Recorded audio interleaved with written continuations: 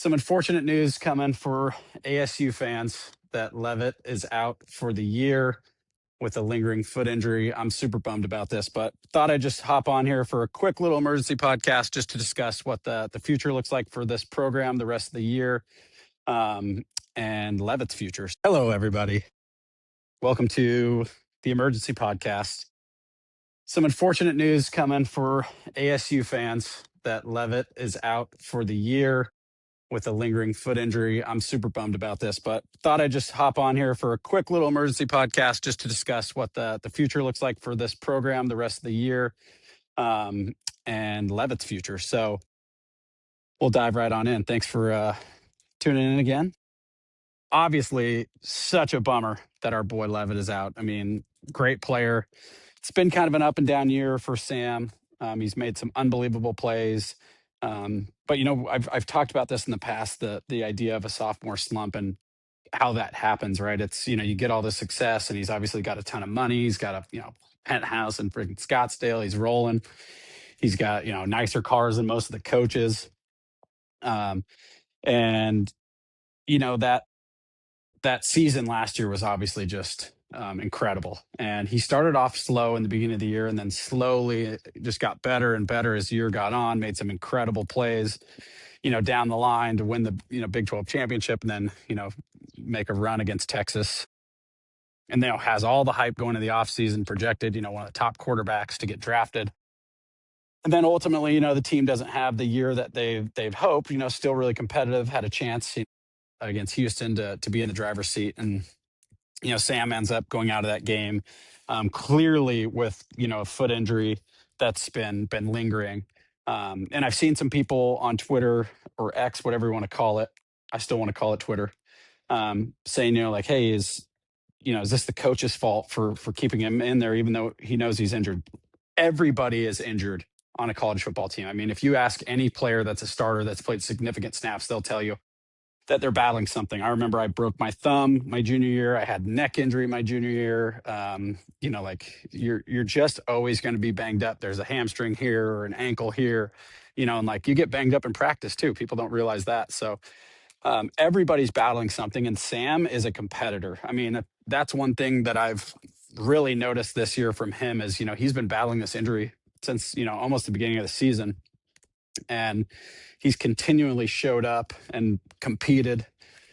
And, that's what you want. You want somebody that's a competitor and a winner that's going to show up, on game day. And that's clearly what Sam's goal has been is, he wants to be out there with his team.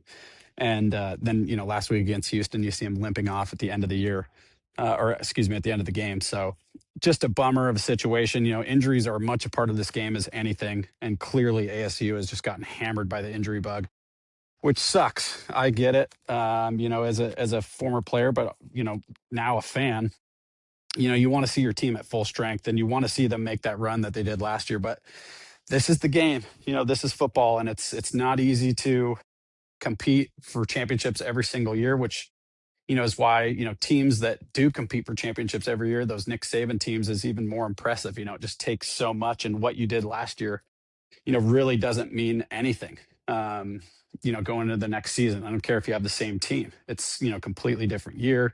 There's new expectations. There's new pressures. Coaches are trying to do, scheme different ways and, maybe get things too complicated. And I'm not saying that's what happened with ASU this year, but with Levitt out, you look at the rest of the season and you go like, God dang, like we go to Iowa State this weekend. It's going to be a really tough game. I mean, and a team that's going to want, revenge from the Big 12 championship and just getting absolutely boat raced. They're licking their chops right now going like, let's get our payback. So they're obviously not having the year that they wanted to because they've battled injuries. But, Jeff Sims is not the guy that's going to go lead you to a win over Iowa State on the road, which is unfortunate. And that's probably who they're going to be playing. But, unless he can figure out how to throw an out route, and put it on somebody's numbers quickly, it just doesn't look like it's going to happen. So maybe he'll get comfortable and maybe he'll have, the defense will step up. But, without Levitt, you just look at the rest of the year and go like, God dang, I mean, we're in trouble. The defense is going to have to do, a lot of the work here to give these guys an opportunity to win the game. So I'm bummed. I get it. I think the biggest question now is, does Levitt come back? And, you know, if he's projected, like a top 8 quarterback, I'm sure he's going to test the market and just see what it looks like. But ultimately, I believe he'll come back. I think he'll come back to ASU. They're going to have to hit the portal hard on some receivers. Like there's a couple guys that have stepped up, but without Tyson, you're going to need that true number one. And so I would expect them to hit the portal. But if we can get him another 2-3 million in NIL, he's got such a great relationship with Arroyo and with Dillingham that I don't see him, going to test the transfer market. Now, I don't know that for sure. I'm sure that there'll be some big offer out there for him from some SEC school, but he's got such a great relationship with these coaches. I couldn't see him just dogging those coaches and leaving. He's, like guys can go first round from any school. Doesn't have to be the SEC. That's where the best competition is, but it doesn't have to be. And yeah, maybe there's more first rounders out of there, but stay at ASU another year, get your 2-3 million in NIL. You're crushing it. And then like the difference in the amount of money he can make from first round to fourth round in the NFL is light years away. I mean, you're talking about 25-30 million guaranteed when you're a first rounder versus, you know, half a million, maybe a million, just depending on the structure of the deal. But I think he needs to stay. I think, this year was not what any of us expected. Obviously tough, but I think ultimately Sam's going to come back. I think he's going to get 2-3 million again in NIL. He'll be happy. He's crushing it. I mean, he's 20-year-old kid making millions of dollars in Tempe, and the leader of ASU, which is in one of the biggest cities in America. So absolute no brainer for him to come back, in my opinion.